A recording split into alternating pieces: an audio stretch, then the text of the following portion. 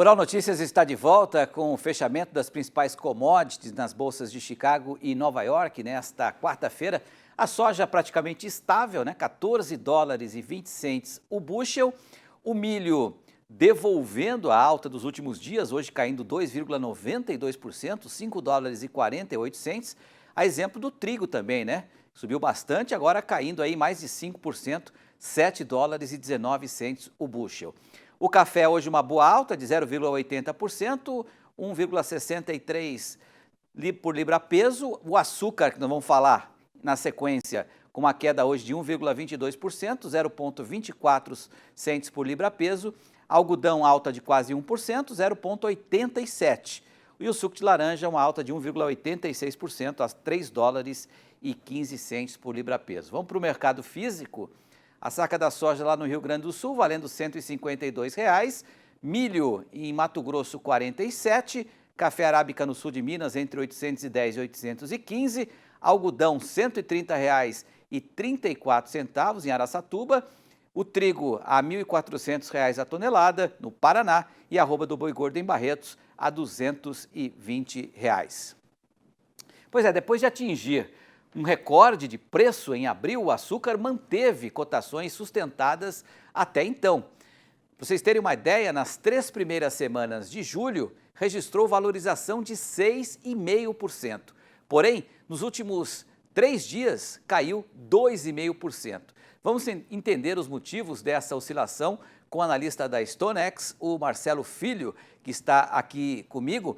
Marcelo, primeiro, quais são os principais motivos, né, dessa alta que vem lá desde abril e, de repente, em 3 dias, começa a cair? Boa noite. Olá, boa noite. Agradeço aqui pelo convite mais uma vez. Um prazer falar com vocês. Bom, essa alta que a gente viu, né, até sexta-feira do ano passado, ela está diretamente ligada ao clima na Ásia, né? A gente tem, para o nosso ouvinte aqui entender e entender melhor o mercado, dois grandes produtores e exportadores de açúcar na Ásia, que são Tailândia e Índia, né? Nesse ano, desde o começo do ano, eles têm tido por lá chuvas bastante abaixo da média, e isso prejudica o desenvolvimento do canavial que é colhido lá a partir de outubro e novembro.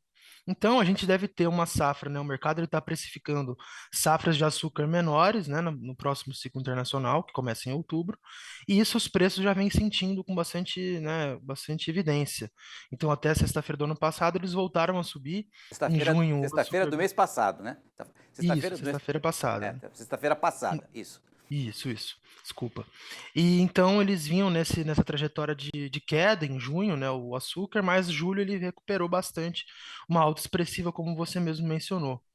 Mas, por outro lado, a gente tem o centro-sul do Brasil, né, a cana-de-açúcar que começou a ser colhida em abril, numa trajetória de crescimento de produtividade bem significativa, né? Então, os dados da Única que saíram ontem, para a primeira quinzena de julho, vieram bem favoráveis para o setor. O setor ele tem esperado esse crescimento e o crescimento está se materializando, né? Então, a gente teve uma quinzena excelente, né? A melhor primeira quinzena de julho que a gente relata na série histórica, um crescimento anual ali de 10% para o período, produção de açúcar está maximizada, né, o crescimento de oferta no Brasil, então a gente vê os preços aí nessa nova semana numa trajetória ao contrário do que vinha, né, até então em julho.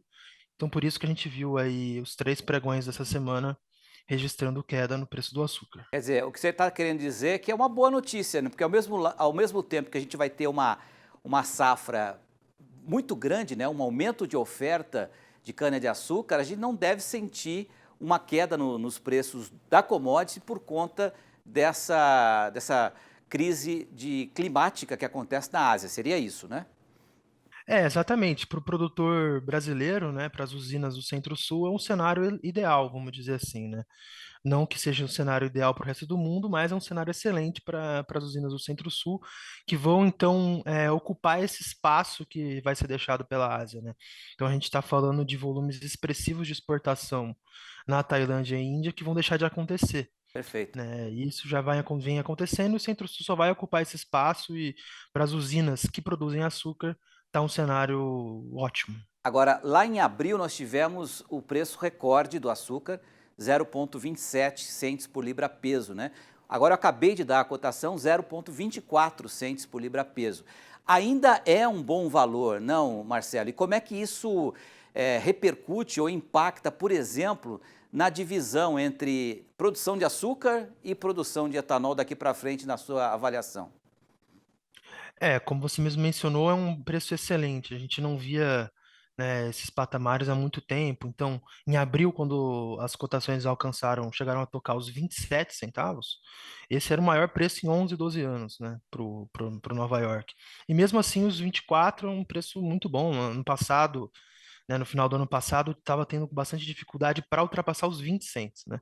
Então, 24, né, com o dólar, por mais que em queda, ainda em patamares elevados, os prêmios nos portos elevados, o exportador de açúcar brasileiro está num cenário excelente, né, digamos, em preços excelentes. E, de fato, isso está impactando diretamente no mix produtivo, como você mesmo disse, né, a divisão, né, para cana-de-açúcar do que vai para açúcar e do que vai para o etanol.